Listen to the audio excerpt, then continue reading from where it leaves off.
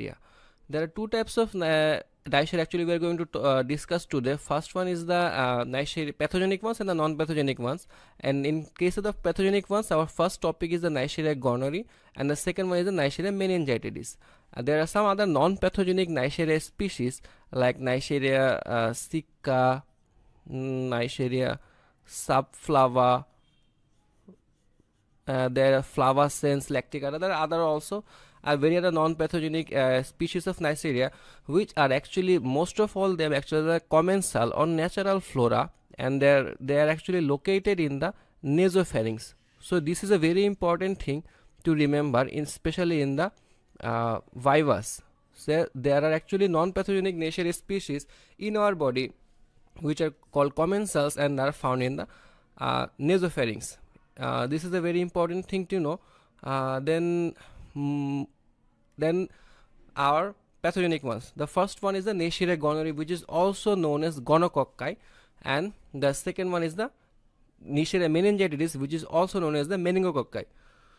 Let's have a look at the differences between these two, because it's a very common question whether you go to give any exam which is home or abroad, USMLE or professional exams. These differences come a lot. So let's have a look at the first one, polysaccharide capsule. In case of gonorrhea, there are no polysaccharide capsules, but the meningitidis, it is capsulated. This is the very first important thing you should know about the difference. Then the second point, that morphologically, if you seen under the Grammy staining, gonococci will look like kidney shaped, but the meningococci is kind of plain or convex. So it's actually morphologically a very important thing. When you see under microscope, you should remember these two things. Then this is the very important thing. If you want to differentiate between gonococci and meningococci biochemically, you should remember that gonococci does not ferment maltose, but meningococci ferments maltose. It's an easy way to remember. The thing is that there is M in meningococci and maltose in maltose. So this is a very important thing.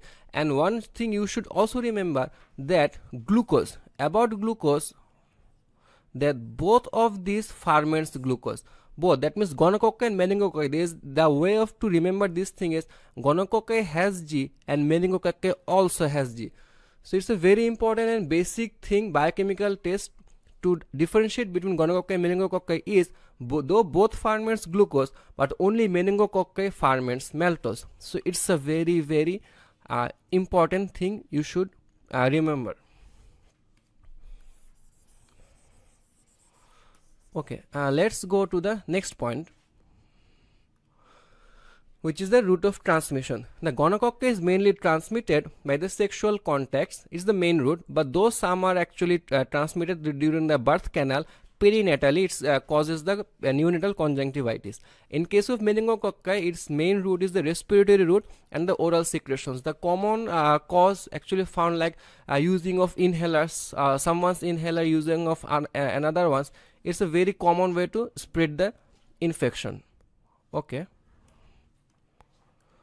Now the next differences, the diseases caused by the both these two.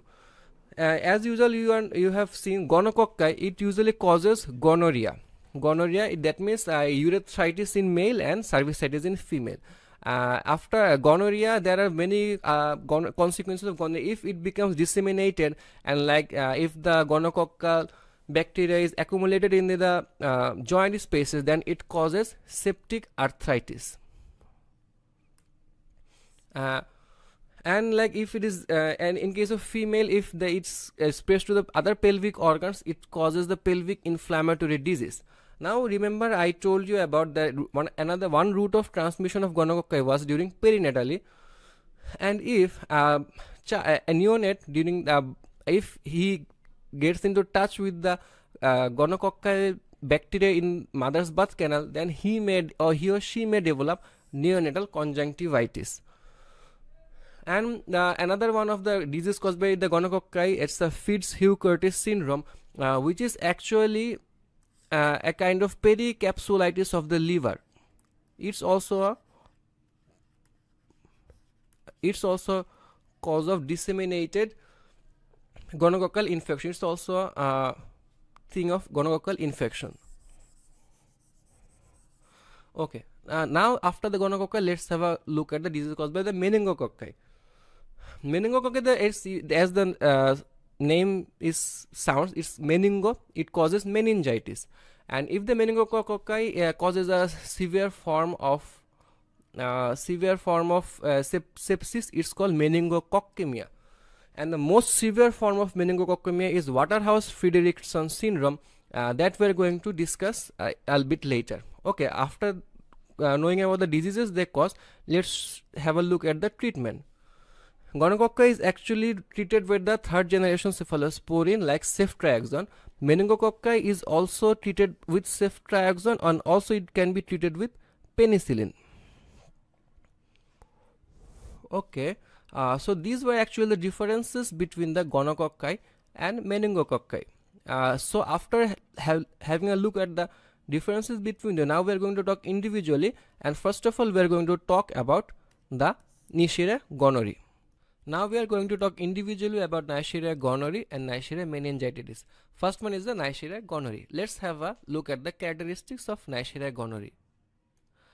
First of all, it is a intracellular diplococci. If you do Gram staining with a specimen of it, you will see gram-negative diplococci. As you can see in this picture, let me mark. If you this is a polymorphonuclear leukocyte. It's like that means it's a neutrophil, and you can see there are small diplococci in this the polymorphonucleus. So these are the intracellular diplococci found in actually the polymorphonuclear cells in the specimen. So these are the very characteristics of Neisseria gonorrhoeae, which are intracellular gram-negative diplococci. Okay, the second one is the pili. Neisseria gonorrhoeae has a very characteristic pili because it can change its pili very at a high rate. So it's actually antibody formation is very much difficult against this pili. Now second one is the third one is the lipo-oligosaccharide. See, it's lipo-oligosaccharide. That means that the sugar chain in this in lipopolysaccharide there is a longer sugar chain, but lipo-oligosaccharide they have a shorter chain, and this causes especially ciliary destruction during gonorrhea infection. And in the fourth one, you can see it's oxidase and catalase positive. Actually, for this reason, they can survive the intracellular killing in the white blood cells. So this is a very important thing, oxidase positive and catalase positive. And last but not the least, it metabolizes only glucose. You should remember from the differences between the meningococci and gonococci that gonorrhea only metabolizes glucose but cannot metabolize maltose. Okay, now what are the virulence factors of Neisseria gonorrhoeae? First of all, as is the pili, because it's anti-phagocytic and it also helps in the attachment of gonorrhea to the cells of the body. Pili is the first virulence factor. Second one is the LOS, lipo-oligosaccharide, as it causes cell death and ciliary destruction. The third one is the IgA1 protease. It's a very important thing. As we know that there is IgA antibodies, there is the mucosa, all the secretions of the body. So if someone has to any bacteria break that IgA antibody, so it can cause very easy colonization in the that host. The fourth one is the pore protein. Pore protein actually inhibits the fusion of phagosome and lysosome. This is a very important thing during the pathogenesis of Neisseria gonorrhoeae. And the fifth one is the protein 2. It also helps in the attachment of Neisseria to the cells, the mucosal cells. There are some other things called OPA protein. It also helps in the attachment. So there are lots of virulent things in case of the Neisseria gonorrhoeae. And so let's have a look how the Neisseria gonorrhoeae invades its host. That means let's have a look at the pathogenesis. In the pathogenesis, this look at very deeply in this picture that first of all there is the adherence. It's the urogenital epithelium, as I said earlier, that actually it transmits through the sexual context. So the urogenital epithelium, Neisseria gonorrhoeae, attaches to the mucosal cell wall, then it competes with the resident microbiota, and after through various factors and after winning the competition, it releases the peptidoglycan, as I said earlier, it causes the destruction of the mucosal cells as well as the ciliary destruction. So it actually goes to the submucosa, and this is a very important thing, that the infection of Neisseria gonorrhoeae is actually in the submucosa. So it's a very important thing, frequently asked in the questions, that Neisseria gonorrhoeae, where do colonizes Neisseria gonorrhoeae? It's in the submucosa. So this you should remember this always. After going to submucosa, the cells of, it's very easy, cells of the immune system comes and attacks, try to engulf it. Some of the neutrophils can engulf. Then there is a purulent exudate, and you can see there is no fusion of phagosome and lysosome, so there is intracellular diplococci. And during this process, there are lots of cytokines, chemokines are released. This causes an inflammatory phase. There is a fever and a very high inflammatory stage, and this causes the pathogenesis of Neisseria. During this stage, some of the Neisseria actually can disseminate through blood and can accumulate in other organs of the body except the urogenital tract. Okay, now let's go further into the world of Neisseria. What diseases cause the Neisseria gonorrhoeae? In case of male, the most common is the urethritis. It may be acute or chronic, and as we can know, consequences of urethritis are what? Like it may cause cystitis, it may cause epididymis, orchitis. There are lots of other because of the consequences of the urethritis. In case of female, is the cervicitis, and we should also remember the consequences of cervicitis, like pelvic inflammatory disease, salpingitis, like endometritis. And one thing very important, as it causes salpingitis, it can block the fallopian tube and it can cause infertility. That's a very important thing, that Neisseria infection can cause infertility, and because of the ascending inflammation from the cervicitis. One thing you should guys have seen, urethritis, cervicitis. Neisseria gonorrhoeae only and only attacks columnar cells. This is a very important thing.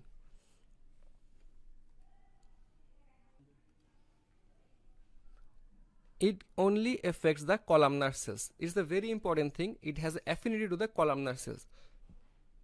And after male and female, we can say, as it's a very rare one, though it can cause conjunctivitis in the neonates, and if the Neisseria gonorrhoeae is disseminated, then it causes septic arthritis, tendinitis, tensinovitis, skin lesions. These all are actually consequence of the sepsis, that means the Neisseria bacteria in the blood. So these were the diseases, and in the difference I told about the Fitz-Hugh-Curtis syndrome caused by the Neisseria. Okay, now one interesting thing, frequently asked question in the vivas for better marks. Actually, there are two questions you should remember.